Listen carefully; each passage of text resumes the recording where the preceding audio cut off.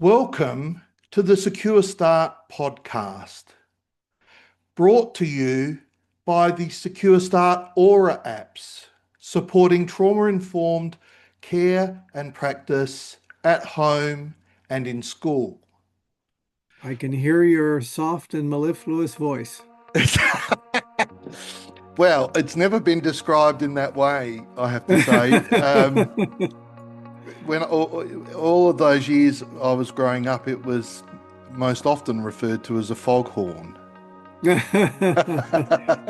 It's a good broadcast voice. And one of the managers told me after I made a presentation to the staff, he said, the staff are walking taller since you were here. And I said, what do you mean? He said, well, you told them you're coming here to learn from them how to run a good program. And you're a professor at a university. So it made them feel valued and important.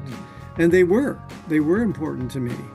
I discovered something called grounded theory. Now, I don't know how many listeners would be familiar with this approach. Yeah, perhaps but what I loved about it was that you actually develop your theory from practice. There's nothing so theoretical as good practice. In other words, if I could understand why this is good practice, that would give me the elements and dynamics of a theory. Paradoxically, one of the strengths of a group home is it is not a family. Because for many young people, a family is a very threatening environment. They have a lot of triggers from their past. And I heard children say things like, I don't need another family, I have a family. Yeah, it may be dysfunctional, but it's still my family. When I analyzed my data, I realized the good programs actually look past the pain, look past the behavior into the pain. And I came up with the term pain-based behavior to try and redefine what people were calling problem behavior. Right? The problem with calling everything problem behavior is that you react to it personally. If you understand it's pain-based, you actually are much more empathic towards what's going on for the child. I need to understand where this pain is coming from. One of the best programs I ever visited in Connecticut, the head nurse, after a few years of implementing this new approach they had, realized that the amount of medication they were using on children had dropped significantly, like by half. And when she gave a talk recently about this, she credited it to the notion of pain-based behavior. She said, we totally changed our mindset from wanting more drugs to control the kids to actually being effective in responding to the children, so they didn't need these drugs anymore. The reason you want a good framework or theory is it gives you a way of managing complexity. Yes. In fact, I once read a fellow who said, Sam Keane, I think it was, a poet, who said basically our job is to help people get in touch with disowned parts of themselves and to bring them home and welcome them. So we've all got pieces that are missing or that we've rejected that we need to re-own or reintegrate. So that's another way of saying, I think, what you were saying about filling in some gaps and contributing to the future. Yeah. Welcome to the Secure Start podcast. I'm Colby Pierce, and joining me for this 50th episode of the podcast is one of the most influential voices in children's residential care in the world. Before we begin this episode, I'd just like to acknowledge the traditional custodians of the land that I come to you from, the Kaurna people of the Adelaide Plains, and acknowledge the continuing connection the living Kaurna people feel to land, waters, culture, and community. I'd also like to pay my respects to their elders, past, present, and emerging. My guest this episode is Professor James Anglin. Professor Anglin began his career as a child and youth care worker in a mental health centre in Vancouver, after which he developed a 6-bed group home for adolescents in Victoria, Canada. He then pursued graduate studies, worked in social policy in Ottawa and Toronto, and returned to British Columbia in 1979 to join the faculty of the School of Child and Youth Care at the University of Victoria. He served as the School of Child and Youth Care Director for 3 terms, after which he became the university's Associate Vice President Academic and Director of International Affairs. From 1995 to 1999, he was an international advisor to the South African Interministerial Committee on Young People at Risk, involved in the country's transformation of the child and youth care system. Currently, he is president of Feature Canada, chair of Feature Americas, Asia and Australia region, and a member of the Feature International Coordinating Committee. He also serves as a member of the International Work Group on Therapeutic Residential Childcare.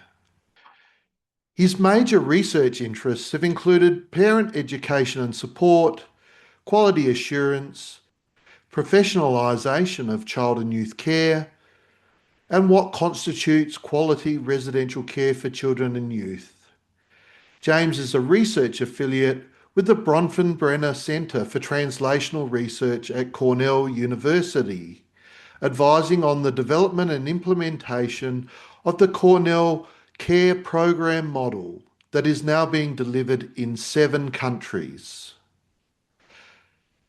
Professor Anglin has published widely in international journals and texts and serves on the editorial boards of the Scottish Journal of Residential Childcare, the Residential Treatment for Children and Youth Journal, and the International Journal of Child, Youth and Family Studies. So, welcome to the Secure Start podcast, Professor James Anglin. So, I'm really excited to have you here and to talk about all things your life's work and with that particular focus that you've had on children's residential care and therapeutic care for children and young people. Well, thank you. You've interviewed a number of my favorite people, so it's a bit of an honor to be included. Well, the honor, I think the honor is mine, but thank you for saying so. And if you've got others, there might be 1 or 2 names that I'm still chasing that you might know, and I might enlist your help with that if you're happy to oblige in that way. I thought we'd start. I mean, your name is very well known in around the world, and even here in South Australia. South Australia is not the most prominent part of Australia that people think of, and when they think of Australia. But your work, I've been working here for over 30 years. Your work is well known to me for most of that time. And in particular, you wrote a book that was published a little while ago now, but has been very influential in the area of children's residential care and residential communities.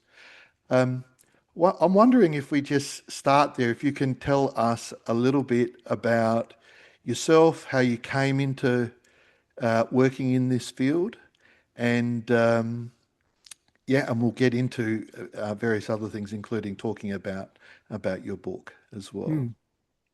Well, I'm always interested in the origin stories of child and youth workers because it's not a profession you grow up learning about in school. No. Most of us have never heard of it for most of our Mm, childhoods, unless, of course, you came in contact with child and youth care workers in your school or you had friends who lived in group homes or something like that. Um, I went to university thinking I was going to become a journalist. mm, Um, I loved writing. I did well in English in school, and I thought that would be an interesting thing to do. yeah. So I went off to what I considered the best program in the country in journalism. But in the first year of university, we had to do some compulsory courses Mm, outside our area of particular focus. So one of them was an introductory course to philosophy. Well, I just fell head over heels for Mm, philosophy. We had components on logic, on logical analysis, on Greek philosophers, and ethics. And I just thought this was the most fascinating thing I'd ever done. mm, And most of my friends hated it and couldn't wait to get out of the course, but I decided to major in philosophy. So mm, I finished my undergraduate degree, and then when I was trying to decide what to do next, I went into a graduate program in philosophy. mm. And but after 2 years of my master's work, when I was faced with doing my thesis, I was talking to one of my professors, and I said, "Well, what do you do with a degree in philosophy?" He said, "Well, you get your PhD and then you teach it." Mm, And I suddenly realized in that moment that I enjoyed studying it, but I would not want to spend my life teaching it.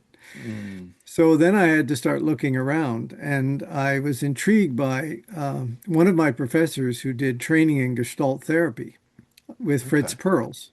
Wow. And so I ended up doing some training at the Gestalt Institute of Canada, which I found just fascinating and very much what I needed because philosophers are kind of, you only deal with the eyebrows up. Whereas in Gestalt, you've got to bring together your whole being, right? Mm, So little did I know it, it actually was a transition preparing me to do child and youth work because you hmm can't do child and youth work just from the eyebrows up. You can mm, do philosophy that way, but you can't do child and youth work. And at that point, I got a call from a friend of mine who I'd known in university who did a degree in psychology. And he said, "What are you doing, Jim?" And I said, "Well, I need to look for a job. I'm running out of money." And he mm. said, "Well, they're hiring at a mental health center where I've just been hired.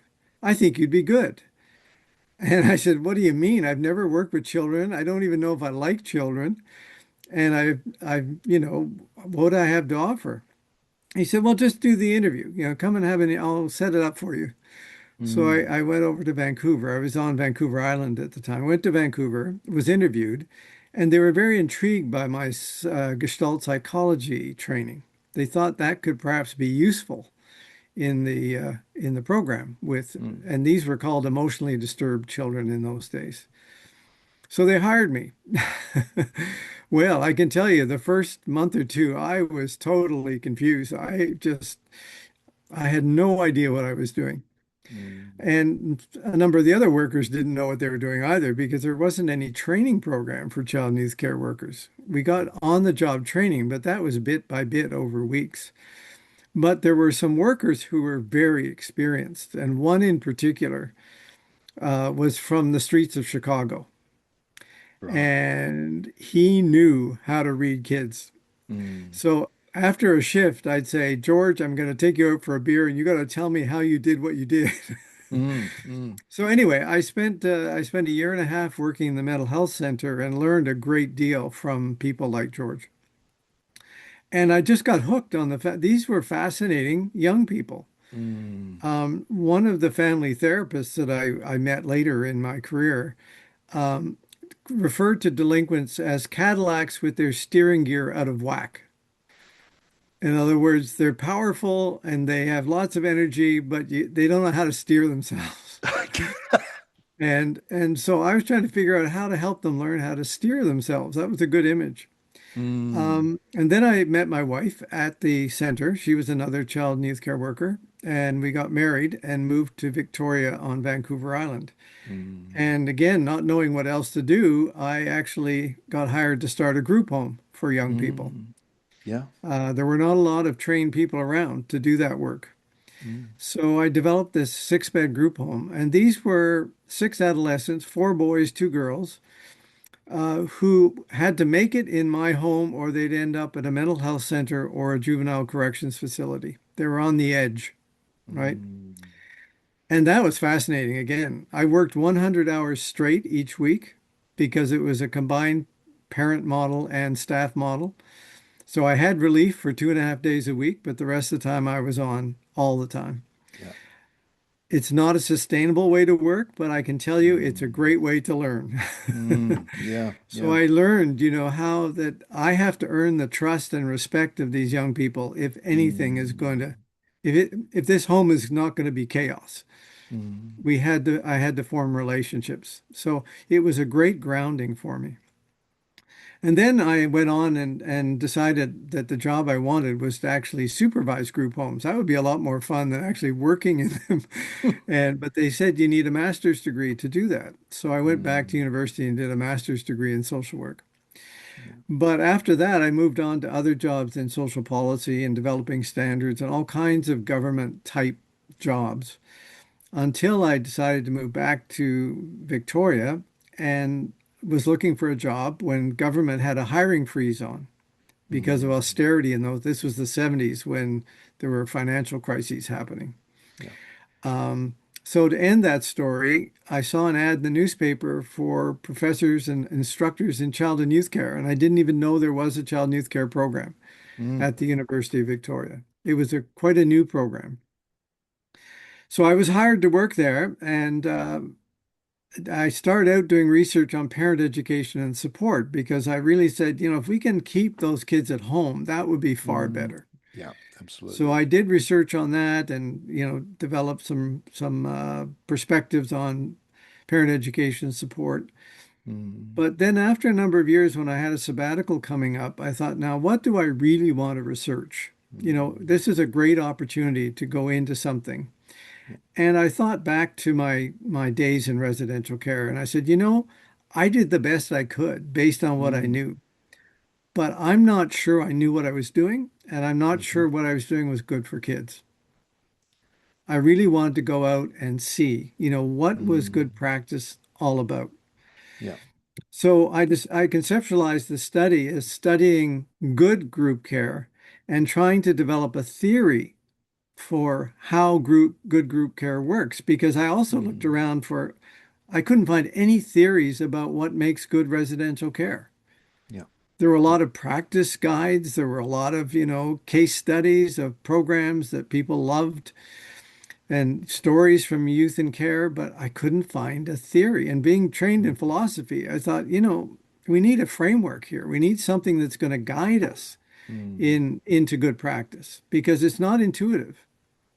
And around about what year was this happening? Well, the time I started this research was the mid 1990s. Right. Yeah. And it took a fair bit of time because I was working at the same time. I was actually Mm. director of the department for part of the period, and so I had to fit this research in between, teaching Mm. and administration. But I did get funding from the Ministry for Children and Family Development, which covered my travel costs and, all that kind of thing. My time was my Mm. research time, so there was no charge for that. So I asked around the province to people I knew and contacts and said, what are the best programs in the province that you know about? Mm. And I had to find at least two people who said, this is a really good program. The kids do well. They have good outcomes. The staff are great, whatever criteria they wanted, because my job was to find out why they were good. Mm. And so I didn't really care why they thought they were good. I was going to go and do research. So I ended up with 10 programs across the province. Mhm. Um, they range from 4 to 14 children in size. Their ages were 10 to 17. These were adolescents or young adolescents. Um, I got permission from every home, and I had to go out to each home and get permission from every staff member and every child Mm. to come and research their programs. Mhm. So that was a fascinating process. I had to get 100% buy-in. Mm. If one person said no, I wouldn't go. And Mm. one of the managers told me after I made a presentation to the staff, he said, the staff are walking taller since you were here. And I said, what do you mean? He said, well, you told them you're coming here to learn from them how to run a good program. And you're a Mm. professor at a university. So it made them feel valued and important. Mm. And they were important to me. Um, So I spent 14 months, and what I would do is I usually would call them just before I would come for a visit to make sure there was no, infectious disease around or that they weren't out on a program or something. But I Mm. could drop in basically any time, day or night, which I Mhm. did. I'd go at breakfast time and watch them during wake up. seeing them going off to school. I would go in the evenings. I usually bring a dessert for dinner just because I didn't want to be a parasite. I Mm. could drop in when they were meeting with parents, and if the parents gave permission, I might sit in. So I really immerse myself. Yeah. And I can still remember kids meeting at the door saying, "Oh, it's Jim." And I became part of the furniture basically, and Mm. that was fantastic because I got to see the home in operation as if I wasn't there really. Mm. They weren't putting on a show for me. I was immersed in what was actually going on. And that was the intention, Mhm. was to listen, to observe, and I did a lot of formal interviews as well. But often the most important part was just being around as things happened.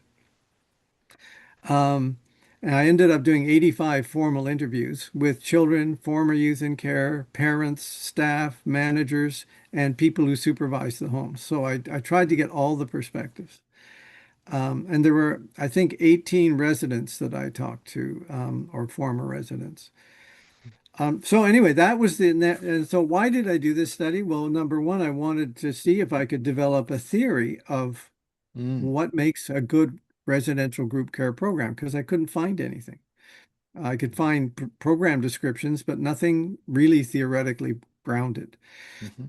And when I looked around at the methods, I discovered something called grounded theory. Now, I Mhm. don't know how many listeners would be familiar with this approach, Yeah, perhaps but expand what on I that. loved about it was that you actually develop your theory from practice. You Mhm. don't develop a theory and then lay it on practice. And what I found is people tended to pick up other theories and apply them in residential care. So they would pick up Mm. attachment theory, or they'd pick up reality therapy, or they'd pick up Gestalt therapy, or they'd pick up whatever, Mhm. behavioral theory. And they would then use that to guide their programs. But I never felt they really fit well because they weren't Mm. developed for that setting in particular. And Mhm. people had a lot of trouble translating those theories into effective practice. Mm. So when I found grounded theory, it fit perfectly because it aligned with my belief that Kurt Lewin said there's nothing so practical as a good theory.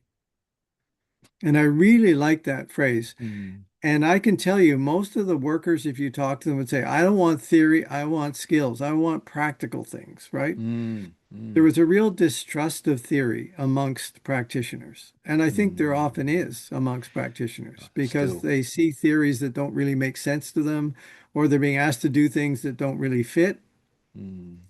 from their experience. So that was part of it is there's nothing so practical as a good theory. And I really believe that. Mm. Um, And I have examples which I could talk about later, which illustrate this, but I won't go into detail at this point. The other Mm. side of it is, though, is that I reversed it and said there's nothing so theoretical as good practice. In other words, if I could understand why this is good practice, that would give me Mm. the elements and dynamics of a theory, Yes. right? So it was important to me that I find programs that were well functioning. And fortunately, I did. Now, they weren't well functioning all the time, but when you look Mm. at 10 different programs over 14 months, you begin to piece together the things that really do make a difference. Yeah. And I'll talk about that in a few minutes about what I Mm. discovered, right? Um, so I guess the core in grounded theory, you're looking for a core variable around Mm. which everything else can be made sense of. Mhm. So I kept searching for this core variable. It took me a long time to be confident that I discovered it. But what emerged, and when it emerged, you begin to test all your data against it. And if it Mhm. fits and works, then you know you're on track. So what I discovered at the heart of a good group program is uh, working in congruence with the best interests of the children. Mm. And I called it a struggle for congruence because I Mm. realized you never get there. Mm. You're always trying to get better, but there's always more to do, and there are always things that get in the way, like Mhm. funding or resourcing, or children keep changing, staff keep changing. So it's really hard to be consistently focusing on every child's best interest. Yeah. But Yeah. that's the goal, right? Mm. Um, so the struggle for congruence became a really central aspect. Mm, And of course, in the literature, I realized that other people had used terms like harmony or balance or even concordance, mm, but they hadn't really developed the theoretical aspects of this. What does that really mean in yeah, practice? yeah. So that helped me make sense of everything. But then I'll give you the other components that emerged Mm, from the study, mm, and then we can talk about it some more. yeah. So there were three what I called key psychosocial processes that I discovered. Mm, The first one I'll articulate is at the level of the manager of the mm-hmm, home, and that's creating an extra familial living environment. mm-hmm, That's a very complex thing to do. mm, And the reason I used the term extra familial was because paradoxically, one of the strengths of a group home is it is not a family. yeah. And in this time of deinstitutionalization and family first and all that kind of thing, Mm, people do not understand that the reason we need good group homes is because they're not families. yes. Because for many young people, a family is a very threatening environment. Mm, They have a lot of triggers from their past. And I heard children say things like, I don't need another family. I have yeah, a family. Yeah, yeah. it may be dysfunctional, but it's still my family. Mm, yeah. Could not And there was a agree sense of more. being disloyal if they Mm, had to fit in with another family. Another mm, way a child put it, which I found really helpful, he said he'd been in foster care and then was in a group home. He said, the problem with the foster care is I have to fit in with them. He mm, said, the group home fits with me. And so I kept hearing these kinds of things from the children about how they much preferred living in a group care situation. mm, And I did a bit of analysis, which we can talk about later, about the differences between foster care and group mm, care, but I'll leave it there for the moment. One of the things that I discovered, of course, is, and I heard your interview with Bruce Henderson, who's one of my favorite mm. people.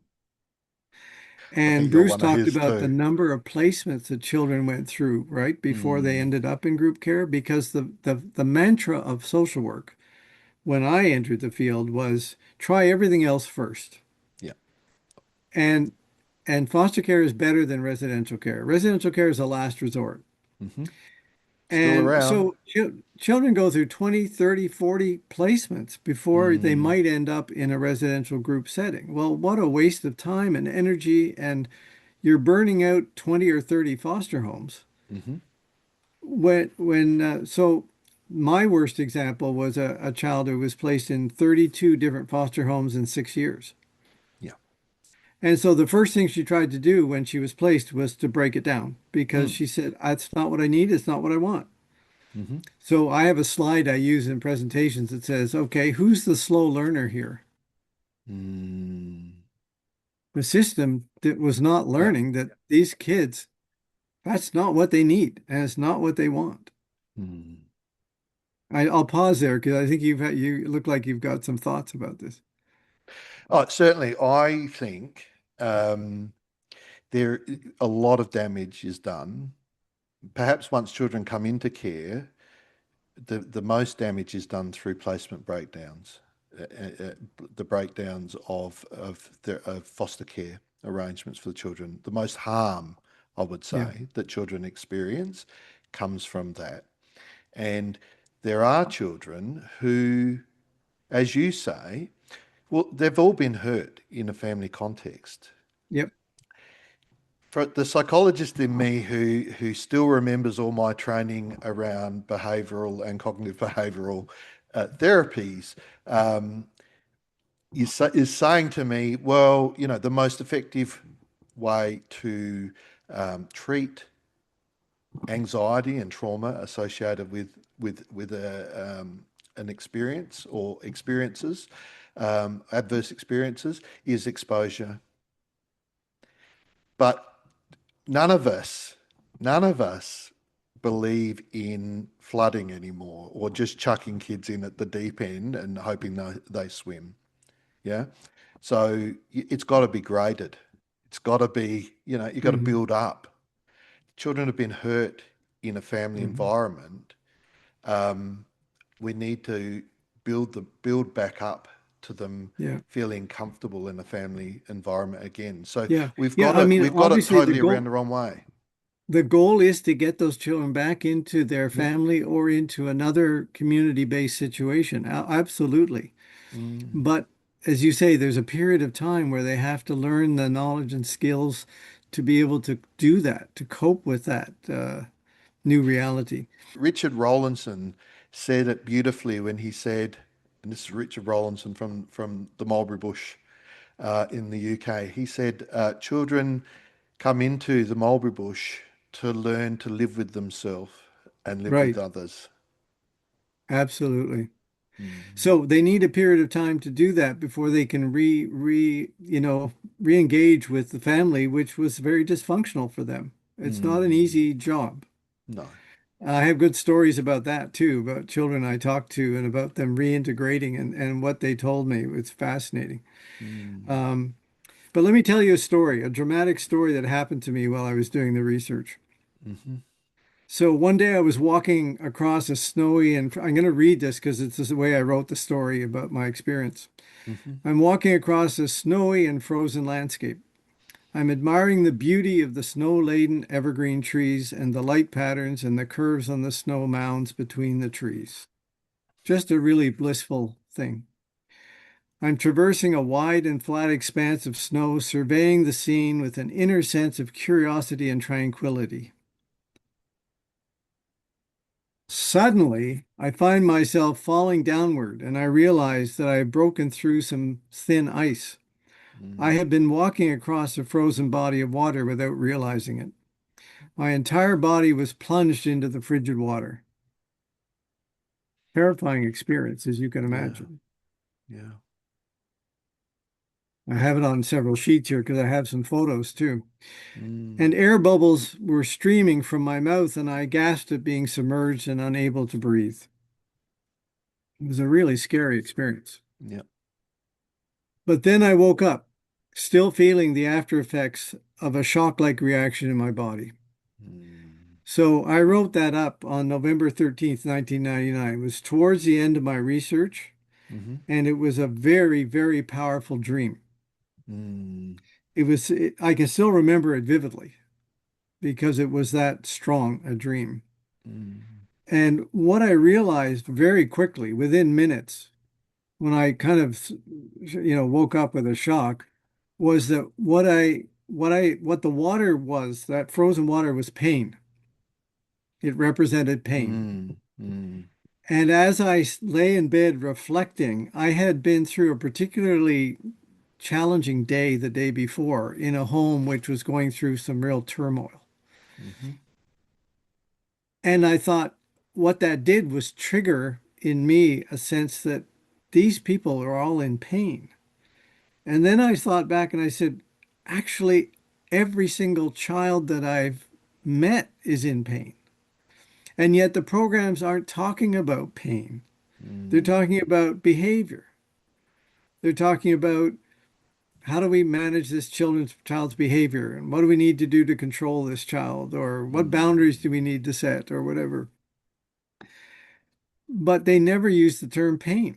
They talked Mm. about, the challenging behavior, the troubling behavior, and even the literature Yeah. generally talked about troubled and troubling children, right? Mm.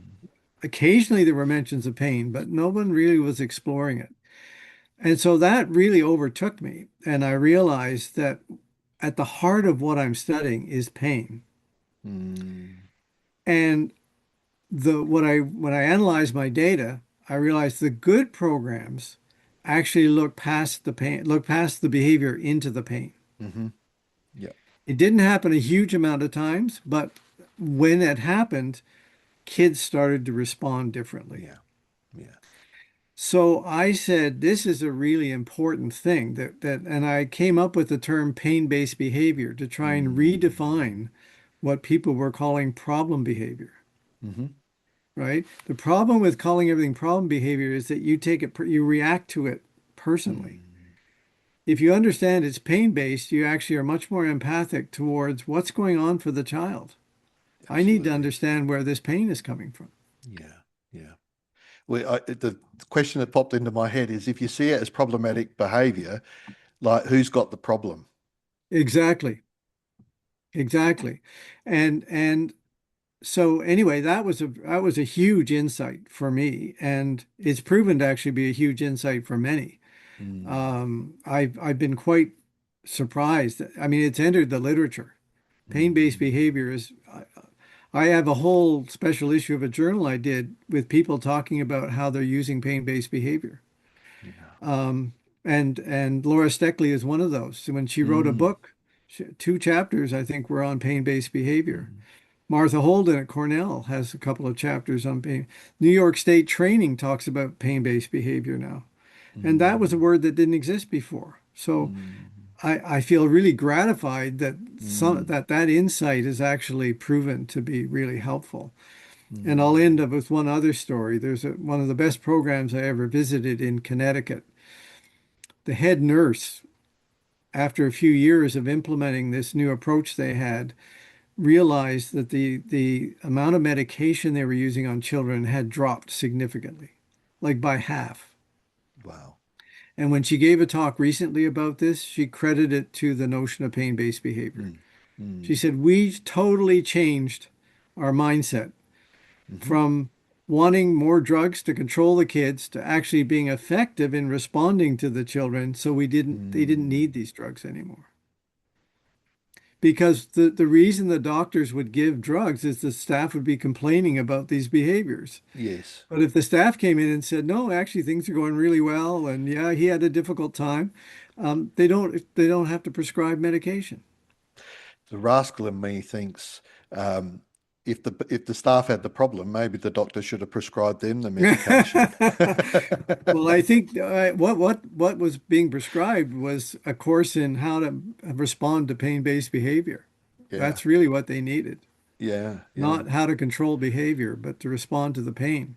Mm, And many programs are now doing this, I think, really effectively. So, mm, yeah, so that was a real wake-up call for me, literally and figuratively, in my study. So, responding to pain-based behavior was the second core psychosocial element. process, if Yep. I could put it that way. And that's the worker's main challenge. Mm, So, the manager's main challenge is creating the environment for an extra mm, familial program. The worker's main challenge is to learn how to respond effectively to pain and pain-based behavior. mm, The uh, the third one, and that's why my own book, it's got a very awkward title, Pain, Normality, and the Struggle for Congruence. But it mm. needed to have pain as the first word because that's what the children were showing Yep. me. What It's the this is core really all issue. about is my pain, Mm. and no one's paying attention to it. So I had to have pain up front. And if, yeah. Now, the third thing that I realized is that what these kids wanted more than anything was to feel normal. Hmm. They were placed in group homes. They'd been through various mental health or juvenile correction systems, and they were labeled by many people. And they knew they were bad kids and all that sort of stuff. They were aching to feel they were being treated normally. Mm. So what I call developing a sense of normality is something that can happen in a group home. Yeah. Now, this is a bit of a paradox, Hmm. as you can see, because there's nothing normal about a group home Mm. in our communities or our societies. A family is very different Yep. from a group home. But paradoxically, children who spend a period of time in a good group home, one that Hmm. understands their pain and how to respond to it, help them to cope with getting through life, learn to be more successful in their everyday interactions. In those programs, they begin to develop a sense of normality. Mm. Now, that has to be carried on after they leave. It's just planting seeds, is the way I see it. But if one person, for the first time in your life, treats you with respect Mm. or actually cares about you in a very deep way, or helps you to solve a problem that you have that no one else has ever paid attention to, Mm. you begin to develop a sense of trust, a sense of dignity, a sense Mm. of caring, a sense of all kinds of things. Mm. I have a whole list that I developed based on my research. Yep. And maybe I'll just go through quickly. Sure. This was one of the other major elements of the framework that I worked on, Yep. and what I called interactional dynamics. Dynamics. So I had hundreds of pages of notes Mm. based on conversations, observations, etc., interviews. And the grounded theory method, you keep combing through your data to say, what's going on here? What is happening? Mm-hmm. How do I understand the lives of these people that I'm studying? Mm-hmm. And it's a very, very powerful method, but it's very rigorous, and you take a lot of time to Mm. try and tease out things from the data that you gather. And what I found was that all of the positive changes that I experienced, whether it was observation in the group home or in interviews with the children or just overhearing conversations, I made notes of things that really hit me as positive interactions. Mm. There were 11 dynamics that explained all the changes that were happening in a Mm-hmm. positive way. Mm-hmm. And I went, oh, this is fantastic. This is amazing. I mean, if these 11 things are at the core of good group home work, we need to help people focus on these things, right? Mm. And it wasn't just the children changing. Given the notion of congruence, staff had to treat each other according to these dynamics. The Mm-hmm. manager had to treat their Mm-hmm. staff and they had to treat the families they worked with. And ultimately, they had to deal with the programs around them according to these dynamics. Mm. So these are very generalized dynamics about how you help positive change. So, um, and I know that a number of programs have used these to do an evaluation of their program, to have people come in and observe and to use this as a bit of a, are you seeing these things? Are we doing these things or not? Mm. So, if you don't mind, maybe I'll just go through Yeah, them. absolutely. So the first one is, and they may sound pretty straightforward, but in the context of a group home, they're not always easy to do. Mm. So the first one I've got is listening and responding with respect. Mm-hmm. Do the children feel really listened to? Do the workers feel their supervisors are listening to them?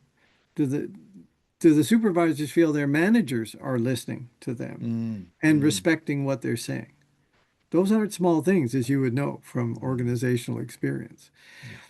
But if you are listened to and responded with respect, you really begin to develop a sense of being valued and a sense of self-worth. Mm. And whether you're a child or an adult, that's important. The Yeah. second one was communicating a framework for understanding. Mm. What I discovered is that many of the kids couldn't tell me why they were there. Mm. Now, they may have been told when they first came into care, or they all thought that it's because I'm a bad kid, Yeah. right? No one had really, or if they had explained it to them, they didn't explain it in a way that they really integrated it. Mm. So children need to understand why they're there, and what's supposed to be happening here. The Mm. staff need to know, what am I expected to do, as a staff member? If people say, oh, Mm. just love the kids, well, no, that doesn't help me. What are the expectations by which I'm going to be judged as a Mm-hmm. worker? Mm-hmm. Um, and the homes need to understand, what are we being funded to do, right? Are we on the Mm. same page? Do the funders understand what our program is about? And are we communicating that effectively to the funders, Mm. for example? So this communicating a framework happens at all levels Mm-hmm. of daily life, really. And Mm. it fits in with my thinking about, there's nothing more practical than a good theory or a good Yeah. framework. Yeah. The third one is building rapport and relationships. Mm. And I think that's well known now.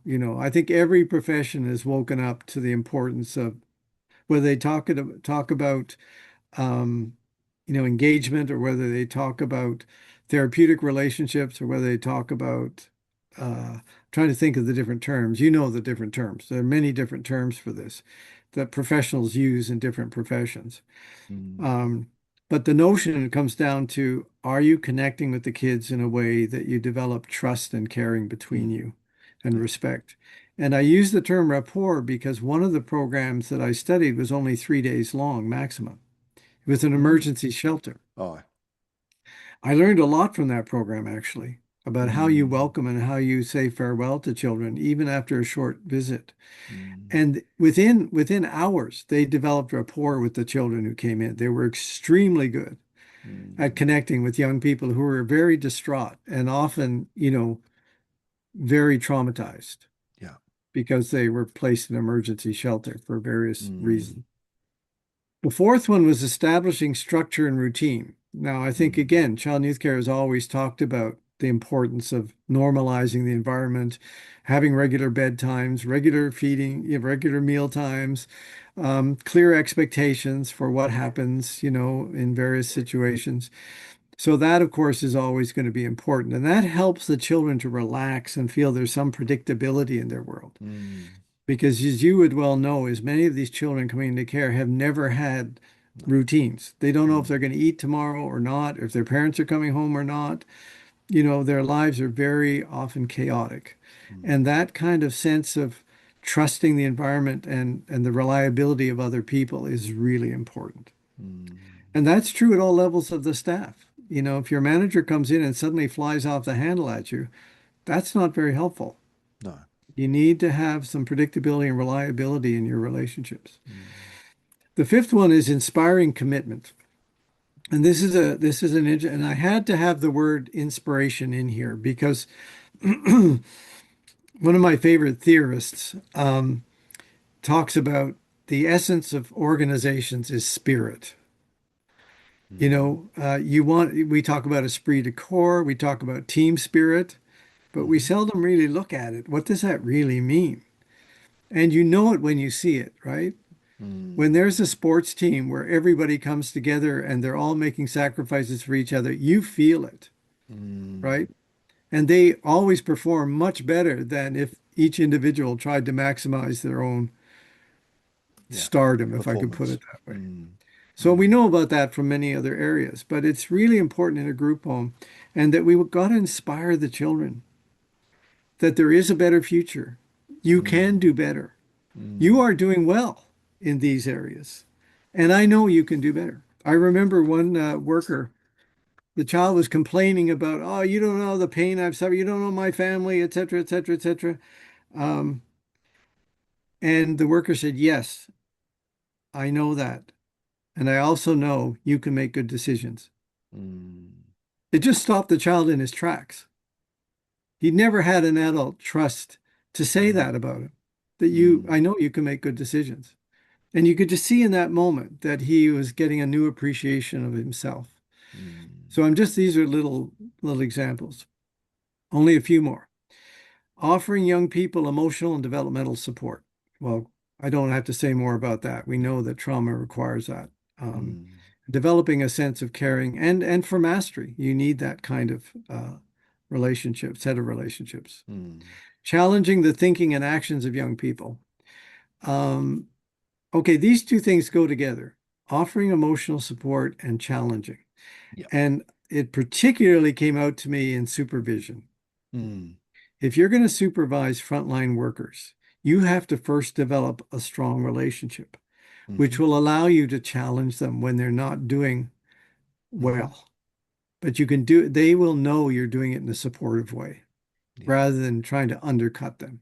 Mm. So the best supervisors I saw, they didn't insult the staff.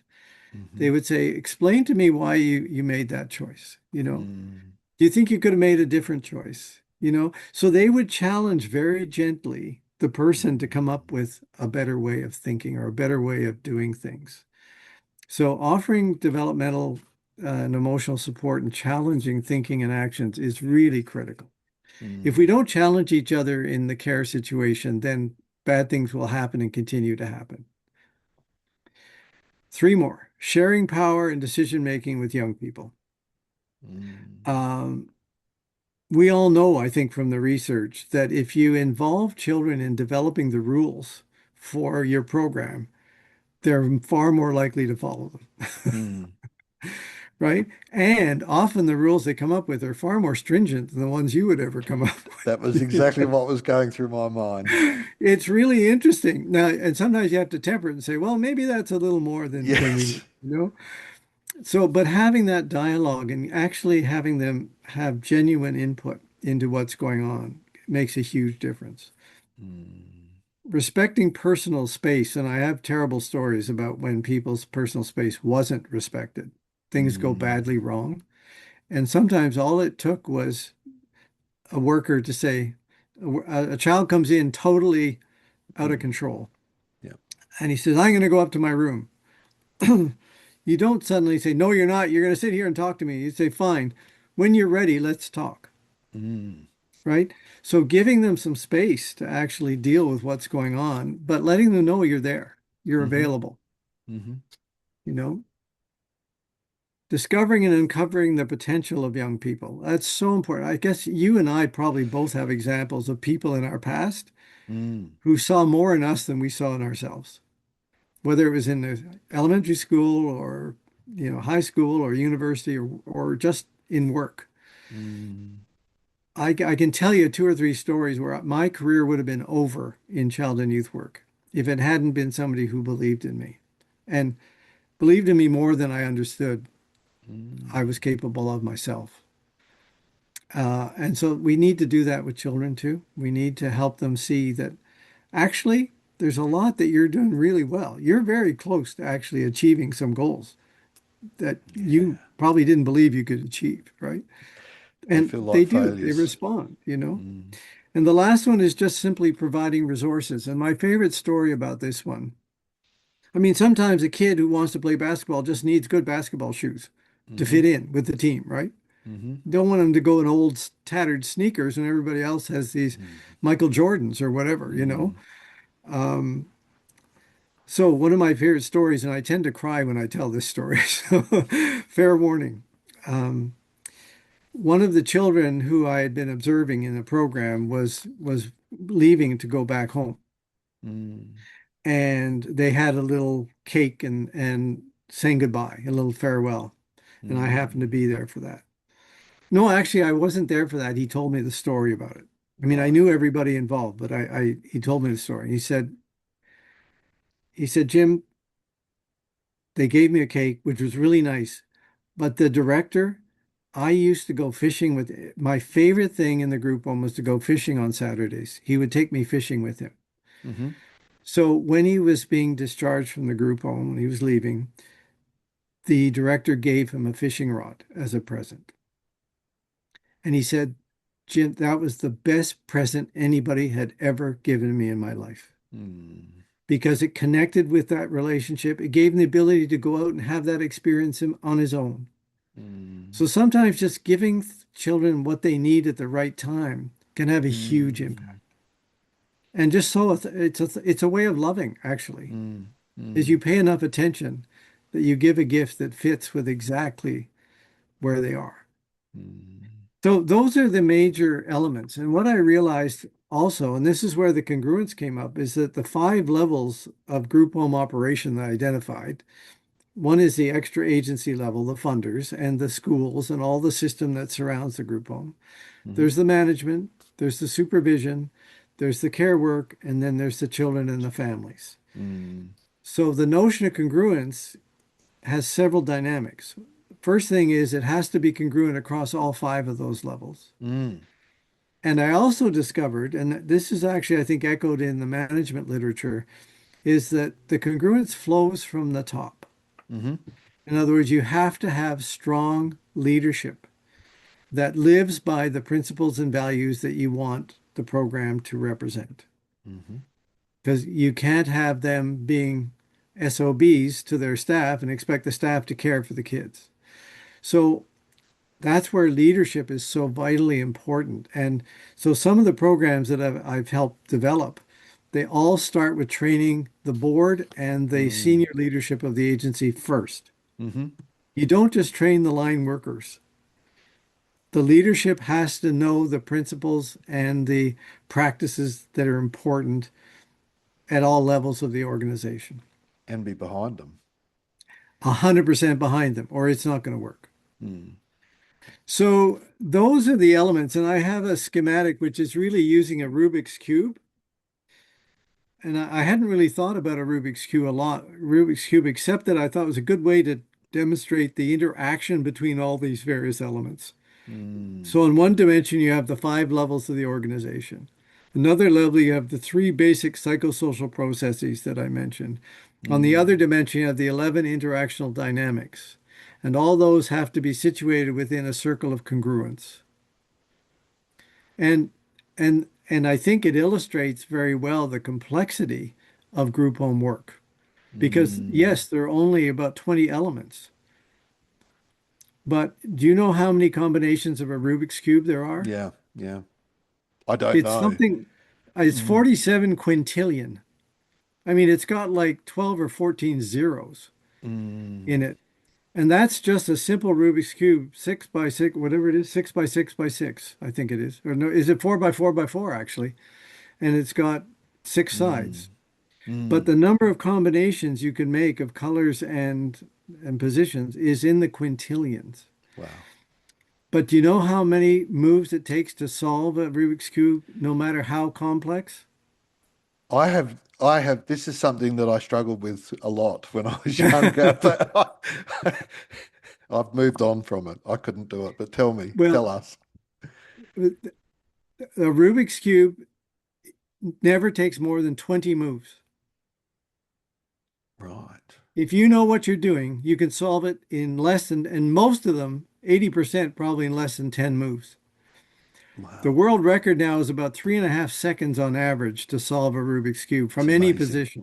It's When I first amazing. did this study, I think the record was 7 seconds. Mm. But the point I'm trying to make is that the reason you want a good framework or theory is it gives you a way of managing complexity. Yes. Yes. So the way that you solve a Rubik's Cube is you have an algorithm or you have a Mm. formula that you follow because you know that this is going to lead to the outcome you want. Well, Mm. I'm saying if you've got a framework like the one I'm proposing, it doesn't have to be this one, but something like it Mm. that guides your practice, you can make good decisions quite quickly because you know what the major dynamics are. Mm. You know what you're trying to achieve.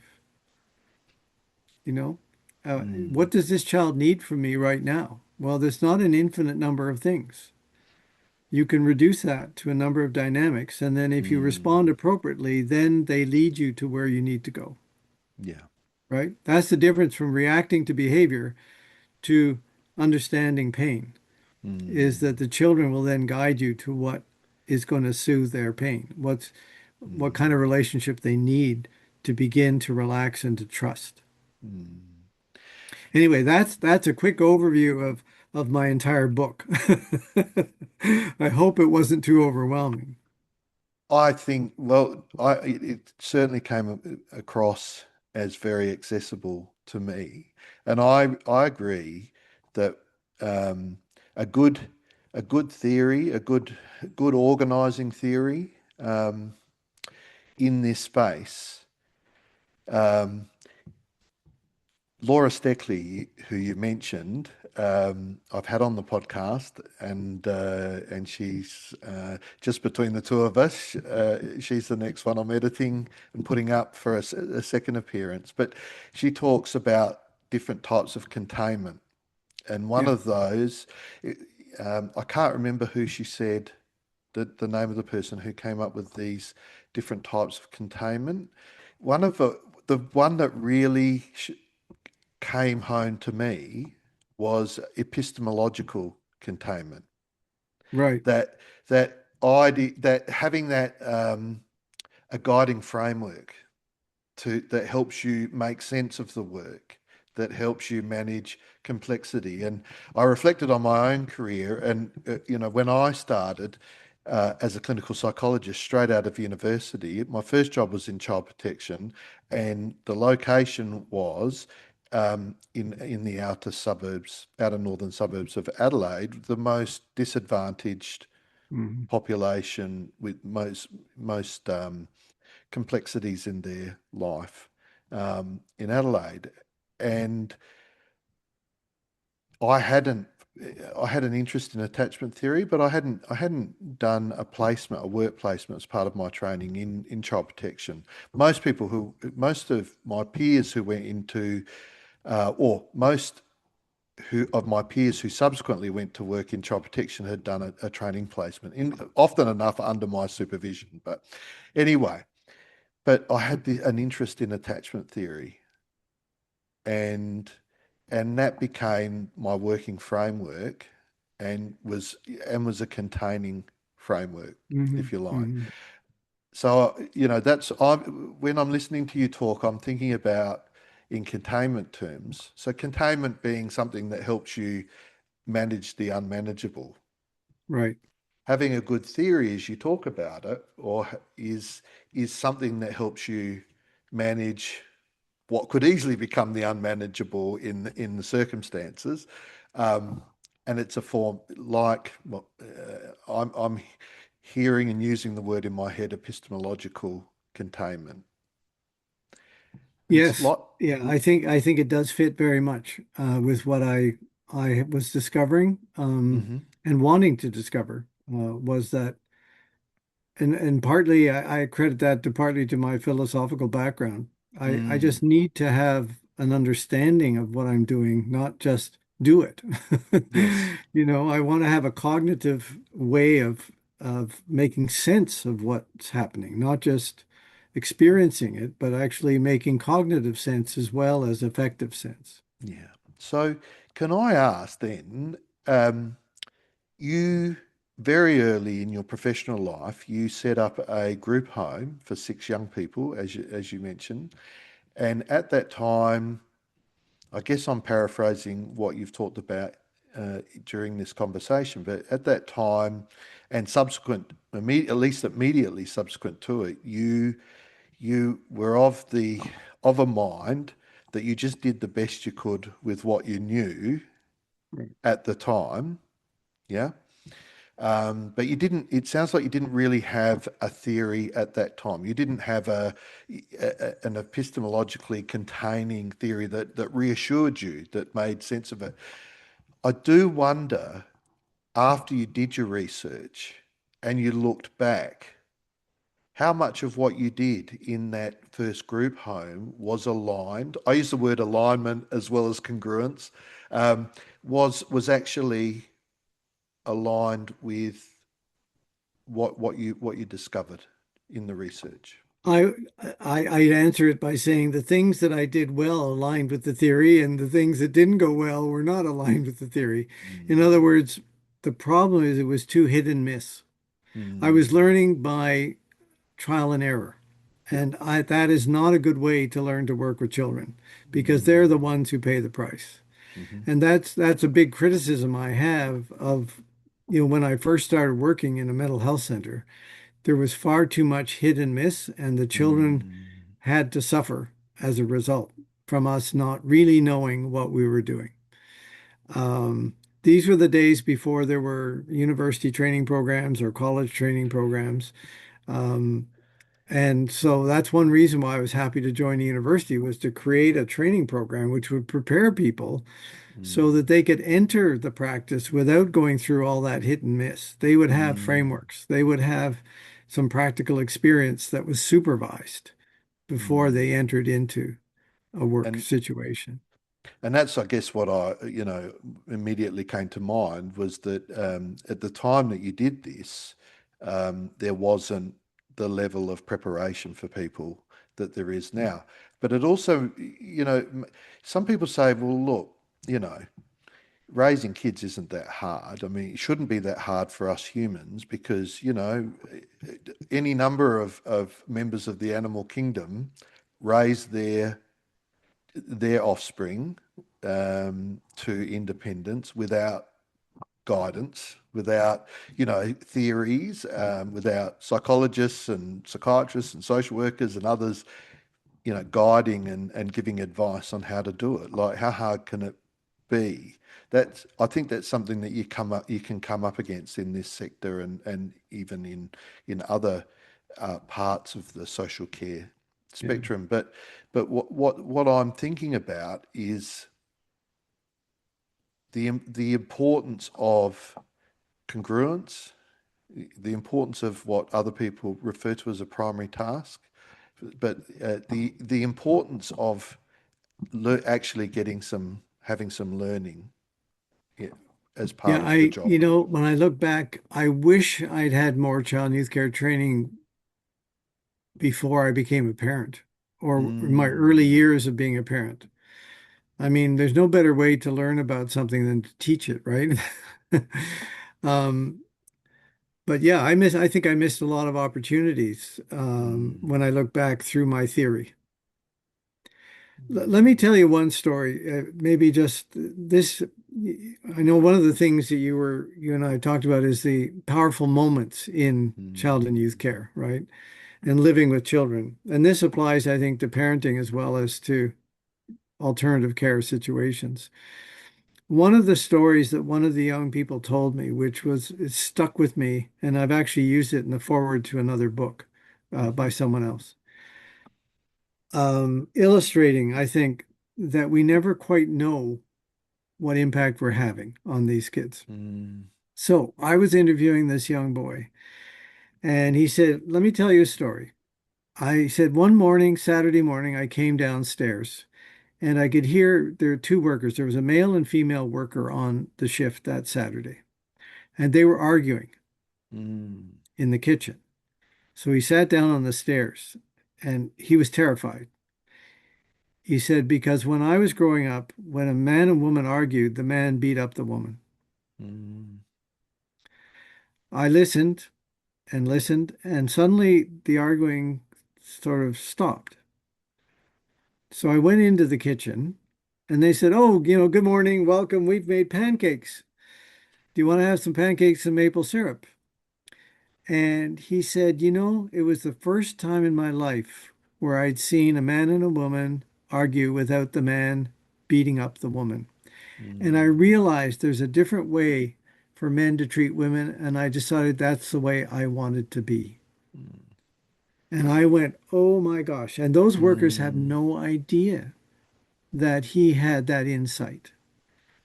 I mean, they may well have laid the seeds for breaking a cycle of family violence in that mm, moment. mm, And they have no idea that mm, he had that experience because he told it to me, but he wouldn't have told it to them. And I think mm, that's happening around us all the time. How we mm, interact, that's the congruence, how we interact with each other as staff, mhm. as manager and supervisor is being observed by these children. Yeah, yeah. And they're going to absorb those lessons. And Mm, it's far more powerful to see two adults work through a problem than to be told not to fight. mm, mm, So, I think those moments, that's why we have to be on our toes all the time. And when you ask me, how I look back at how I was doing, I miss so many opportunities like that because I wasn't really tuned in to the importance of every interaction mm. being congruent with certain principles of healthy relationship. And I guess, yeah, I mean, I can also look back early in my career, and although, I was master's level trained, which is the highest level here in Australia at the time, um, I haven't, I'm not the practitioner now that I was 31 years ago. Yeah, I like to think that I've come a long way, not least of which because I see practice as its own form of grounded theory. It's its own sort of ethnographic research. You do Yep. pick stuff up You as learn as you go, right? you learn such a lot, and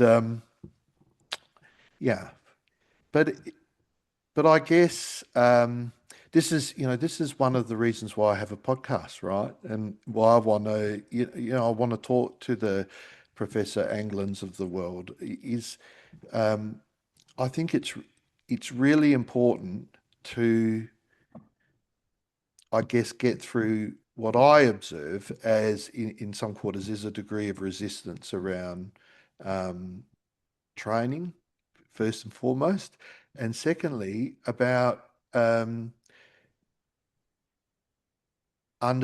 understanding your task in residential Hmm. care.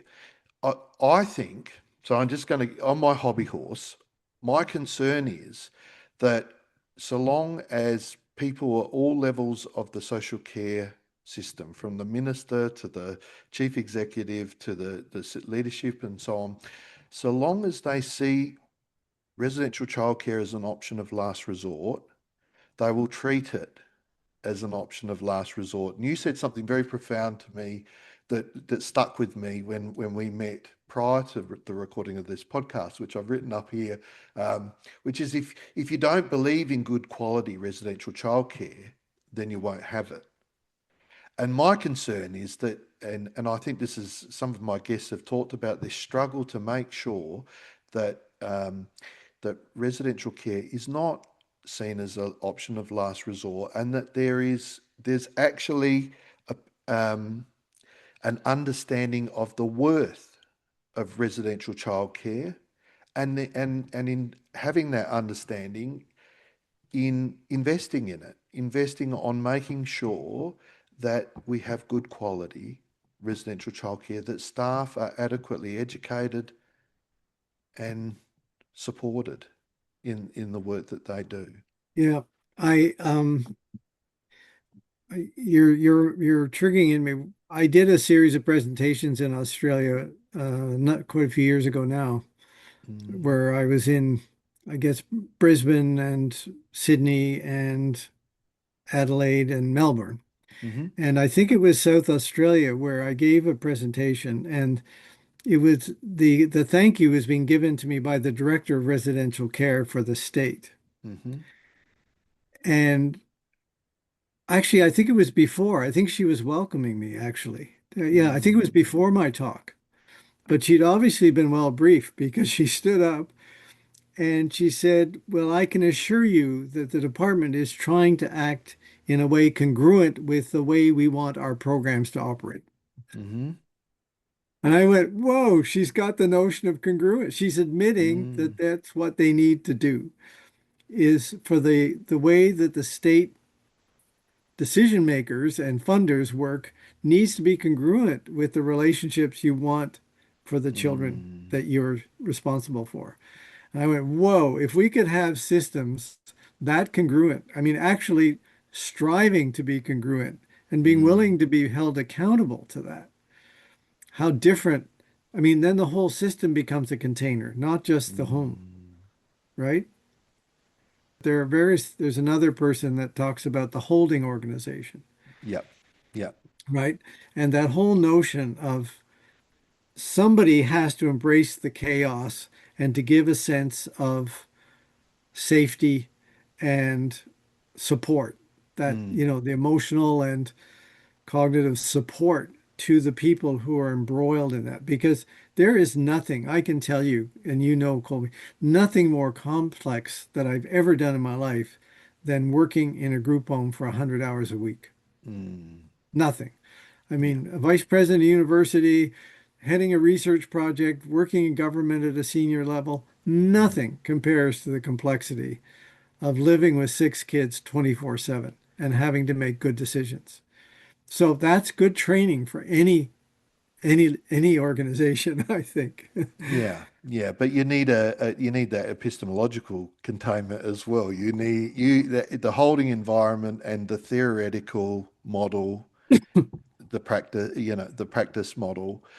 I I wonder what do people who are working in children's residential care make of, the Minister for Child Protection, for example, saying we need to save children from being placed in residential care. Yeah, What do they make of this? The reporter in the newspaper talking about residential care as being of such low quality that no child, it should be in there, and certainly younger children of certain age shouldn't be in residential care.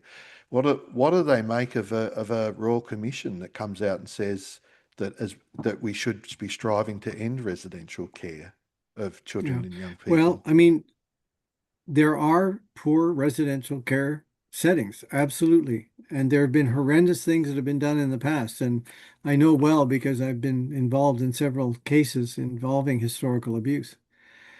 At the same time, there are really good programs for Mm. kids, and we need to hold those up. Mm, And as I say, we need to have the, as you say, this theoretical frame or epistemological framework which makes sense of all of this and mm, actually communicate. I think part of the problem that we've had as a profession is we haven't communicated the complexity well. mm, And that's what I hope my theory started to do, is to cut through the complexity and to give us some landmarks that we could share with people that they would understand. mm. You know, listening and responding to a child with respect when they're throwing a chair at you, that's not easy to do, No. but that's our job. Mm, You don't just mm, grab them and put them in isolation. mm. You realize that this kid is really in that In pain. moment Mm. feeling pain so strongly that what he needs is somebody to help him contain it, Yeah. Yeah. right? He doesn't need somebody to start yelling at him and fighting him Mm, and all that. mm. I mean, Do, anyway, can you can you you? know that as well as I do, but how do Yeah. we communicate that to Yes. decision makers and to people who think that residential care is too expensive and a waste of money and it Mm. doesn't work anyway? Yeah. Yeah. What are your thoughts about that? How we do Well, that? we need to hold up more examples of when it does work. Mm-hmm. And one of the best things we can do is if you have a good program, invite people to come and have dinner at the house. Mm. That I saw that in my own research. There was a social worker who believed that residential care was bad for all kids, Yep. and it was responsible for this home. And the worker would go and meet with them, and she just wasn't buying it. Mm. So she said, "Look, I'd like you to come to dinner at our house next Friday." And reluctantly, she agreed. Well, when she spent the evening with those kids, and some of the kids she knew from the case files, Mm-hmm. she said, "Those kids are nothing like the case files that I read. These kids are great." Mm. And she said, "Well, we're working with them to help them, Mm-hmm. change some of those behaviors." She became the strongest supporter of that program in the ministry Mm. Mm. because she firsthand experienced the power of therapeutic care. Yeah. In Yeah. her head, she had been taught this is bad, this is last resort, avoid it. Mm. Mm. But when she spent time there, she said, wait a minute, these kids are getting better here Mm. in a Mm. way that I never imagined could happen in such a short time.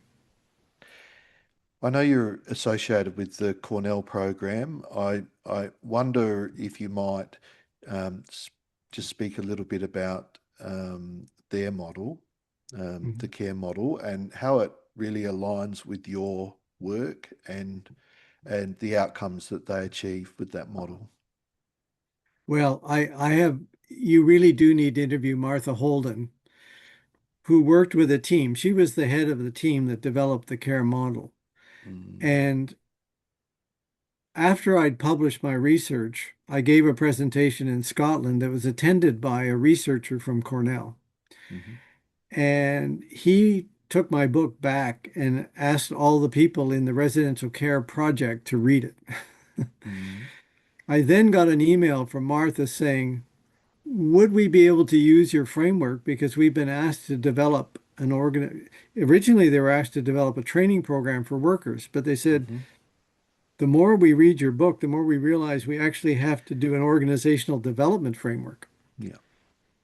In other words, we need the leaders on board, we need the supervisors, we need everybody trained. Mm, And you've got pieces that we didn't have, in our toolbox. And I said, well, of course you can use it. That's why I published it, right? Was to mm, be available. But they then invited me to be part of the group that was actually developing the program and then implementing it and then evaluating it.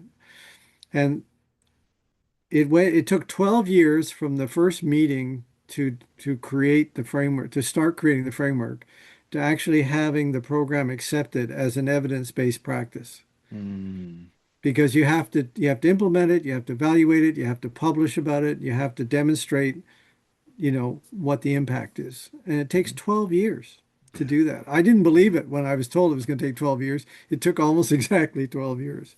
Mm, So it's been extremely gratifying to see people of the caliber of the people at Cornell pick up my theoretical framework, mm, add to it, translated into a practice framework, which is now being used in 7 countries in hundreds of programs. And and I said to Martha, can you guarantee that all the programs that are using this are high quality? And she said, what I can tell you is they're all getting better. Mm. In other words, some start not so far along, Mm-hmm. some start being pretty good, Mm. but all of them get better using this approach. And they Mm. need training, they need technical support, they do evaluations. I mean, there's a whole system built in to try and sustain the model. Because Mm. as you know, the difficulty is to take something that's exciting for a few years and to sustain it for 10, 20, 30 years. Mm. And to keep the spirit alive amongst the staff and, the belief in the importance of this way of working and this way of living. So I think Cornell is doing a really effective job in making this accessible and sustainable in across culture. It's proven the principles that they've developed appear to apply across cultures. It's being used Mm. in Taiwan, in Chile, in Spain, in the USA, in Canada, in Ireland. I Mm. mean, those are diverse cultures. Yeah. Yeah. Yeah. And so I think I would really suggest you talk to Martha Holden because she's the one who worked and is still guiding. Although she's beginning to move back now, she's getting other people to take over because she's near retirement. Mm. But the care model, I think, builds in the kinds of principles that you and I have been talking about, Mm. as well as any I've ever seen. Mm. Mm. Speaking of retirement, what's the future hold for James Anglin? Um, I'm reaching the point where I'm looking to hand a lot of things over to younger leaders, right? Mm-hmm. Um, Mm. I'm president of FITSE Canada, which is part of FITSE International, which is an organization that was started in 1948 to support children's villages after the Second World War. It's morphed over the years into a much more broad and, but it is one of the major organizations that supports quality alternative care. In Mm. fact, we issued a statement just last fall on what the importance of quality alternative care, including residential care, as part of the spectrum of services. Mm. So that organization has never stopped believing in quality residential care. Mm. I formed a group in Canada, which is now having a national meeting in June in Newfoundland, and Mm. I'm hoping that more young people can step in and take over some of the responsibilities. Yeah. I do take on projects like advising class action lawsuits that are dealing Mm. with historical abuse.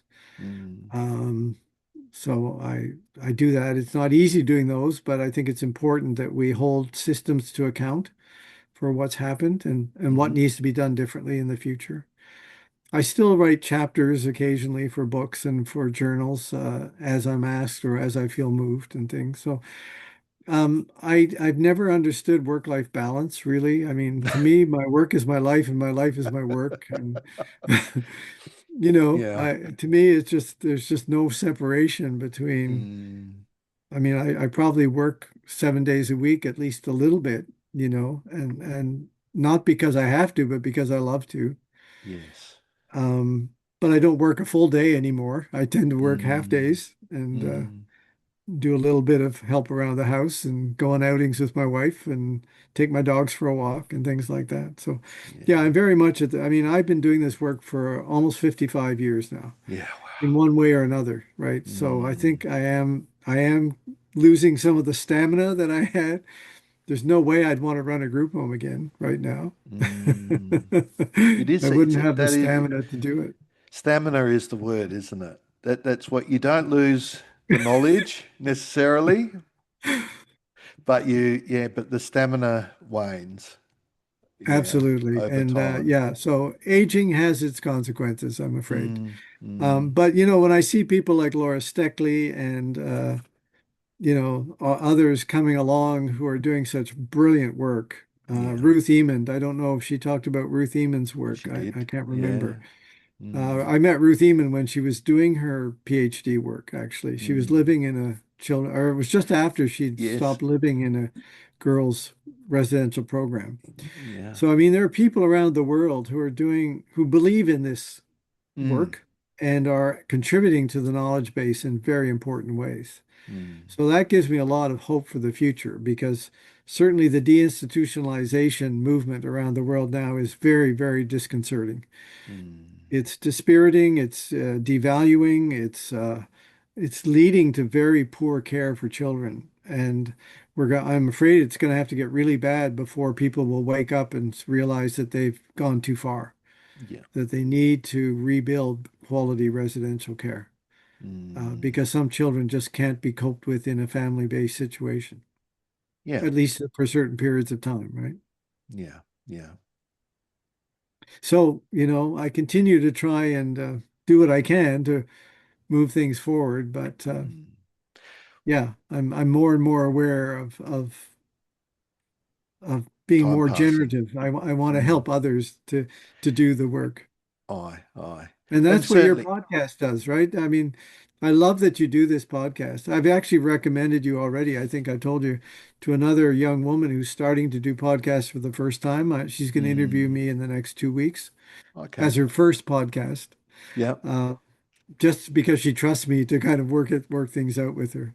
Mm. So yeah, I think the kinds of things you're doing make knowledge and inspiration, I hope, available to many, many more people. Yeah. It's a bit like you try to be the parent you wish you had. You try to write the book that you wish you had when you were starting out. I guess, what I'm wanting to do with one of the things I'm wanting to do with this podcast is to create. Uh, um, Someone referred to it as a reservoir of knowledge. It was Tom Yeah. Ellison, one of my guests. But something. This is a place that people in the sector can dip into and dip out of. But it's the knowledge that I guess I would have liked to have had access to 31 years ago when I started. So that's, and I have guests who really see this medium as an important way of handing over and passing on. Yeah, passing on decades of experience. Well, this is the first podcast I've ever done, so I hope it's useful to somebody. But certainly, I've loved watching some of your podcasts. I mean, some of the pioneers in our field, Mm. from Mulberry Bush and from other places. It's really, I really enjoy hearing some of those stories, and it Mm. re-inspires me to listen. Yeah, well, thank you. I think I'm getting better at it. I think, but I'm happy. Yeah, I was very pleased and thankful that you agreed to come on to the podcast. And wish you well for Thank whatever. you, and same to you. Yeah, Yeah. great. May you live long and prosper, as they say. Yes. Well, there's no point living long and not prospering, I think. But I understand what you're saying about wanting to fill in some of the voids that maybe are. In fact, I once read a fellow who said, Sam Keene, I think it was, a poet, who said basically our job is to help people get in touch with disowned parts of themselves and to bring them home and welcome them. So we've all got pieces that are missing or that we've rejected that we need to re-own or reintegrate.